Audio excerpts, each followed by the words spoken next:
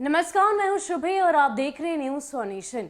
क्या फिर से एक बार बिहार में लग जाएगा लॉकडाउन? क्या फिर से हम सभी एक बार हो जाएंगे लॉक? ये सवाल इसलिए क्योंकि जिस तरीके से एक महीने में लगातार कोरोना मरीजों में इजाफा देखने को मिल रहा है और अगर मौत होने वाले मरीजों की संख्या की भी बात की जाए, उनके प्रतिशत की बात की जाए, तो उसमें भी बढ़ोतरी हुई है।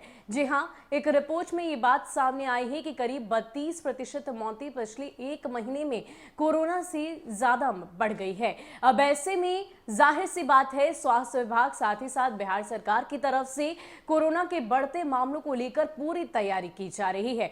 जिस तरीके से आने वाले कुछ समय में होली का त्योहार है, ऐसे में दूसरे राज्यों से कई सारे पर्यटक यात्री यहाँ आएंगे, पलायन करेंगे। अब ऐसे में पूरी तैयारी स्वास्थ्य विभाग की तरफ से की जा रही है। राजधानी पटना की बात की जाए तो यहाँ पर माइक्रो कंटेनमेंट जोन बनाए जाएंगे। एक नहीं, दो नहीं, बल्कि 56 माइक्रो कंटेनमेंट जोन होंगे और साथ ही साथ जो यात्री अलग अलग राज्यों से आएंगे उन्हें 3 दिन के लिए क्वारंटीन किया जाएगा, खासकर उन राज्यों से जहां पर कोरोना के मामलों में लगातार बढ़ोतरी हो रही है। इसके अलावा स्वास्थ्य विभाग की ओर से ये भी जानकारी है कि आज शाम तक कुछ गाइडलाइंस जारी की जाएगी, जिसके तहत सभी राजधानी वासी को रहना है, बिहार वासियों को उस तमाम गाइडलाइन को फॉलो करना है। आपको बता दें कि इससे पहले भी जब कोरोना महामारी ने दस्तक दिया था, उस वक्त भी राज्य सरकार साथ ही साथ केंद्र सरकार की ओर से कई सारी गाइडलाइन दी गई थी। हालांकि कोरोना के सभी प्रोटोकॉल्स का पालन तो करना ही है, लेकिन राज्य सरकार की तरफ से जो कुछ भी गाइडलाइन दी जाएगी उसका भी अनिवार्य रूप से पालन करना है। इसके अलावा और क्या कुछ खबर है आपको विस्तार से बताते हैं। महाराष्ट्र, पंजाब व केरल से आने वालों के लिए बिहार में कोरोना नेगेटिव प्रमाण पत्र जरूरी होगा। यह निर्णय सोमवार को मुख्य सचिव के द्वारा ली गई है। कहा गया है कि सार्वजनिक स्थानों पर होली मिलन समारोह पर भी रोक रहेगी, घरों में होली मिलन पर रोक नहीं रहेगी। दरअसल देश के कुछ राज्यों में कोरोना संक्रमण की दूसरी लहर को देखते हुए बिहार सरकार अलर्ट हो गई है। मुख्य सचिव ने सभी टीम को निर्देश दिया कि कोरोना केयर सेंटरों का मुआयना कर उनकी स्थिति का आकलन कर लें और इन्हें दोबारा सक्रिय करें। पर्याप्त संख्या में वेंटिलेटर समेत अन्य सुविधाएं रखने के लिए भी दिशा निर्देश दिए गए हैं। इधर सूत्रों की माने तो सरकारी और प्राइवेट स्कूलों को भी बंद किया जा सकता है।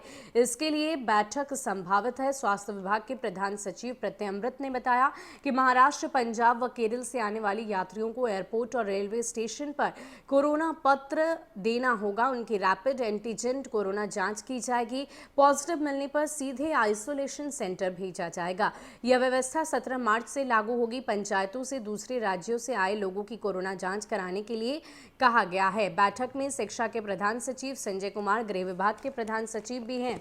अगर पिछले एक महीने की बात की जाए तो लगातार एक हफ्ते में औसतन 11,200 नए केस मिल रहे थे। अब ये आंकड़ा 22,277 पर पहुंच गया है, यानी कि एक महीने में देश में दोगुने केस सामने आने लगे हैं। फरवरी में एक हफ्ते में औसतन 94 मौतें हो रही थी, जो बढ़कर 124 हो गई है, यानी कि मौतों में भी 32% तक बढ़ोतरी है। केंद्रीय स्वास्थ्य मंत्रालय ने बताया कि देश में पिछले 24 घंटों में कोरोना के 26,291 नए केस मिले हैं। तो वाकई कोरोना मरीजों में लगातार इजाफा हो रहा है। देश भर के भी आंकड़े हमने आपसे साझा किए और किस तरीके से ये बात स्पष्ट होती है कि लगातार कोरोना के मरीजों में और उनकी तादाद में बढ़ोतरी हो रही है। ऐसे अगर हम दूसरे देशों की बात करें तो यूरोप में भी अब कोरोना की दूसरी लहर देखने को मिल रही है। अब ऐसे में हम सभी को सतर्क रहने की जरूरत है और कोरोना के तमाम प्रोटोकॉल्स का पालन आप जरूर करें। 2 गज की दूरी, मास्क है जरूरी। फिलहाल के लिए इतना ही। ऐसे ही अपडेट्स के लिए आप हमारे साथ बने रहिए और देखते रहिए न्यूज़ फॉर नेशन। नमस्कार।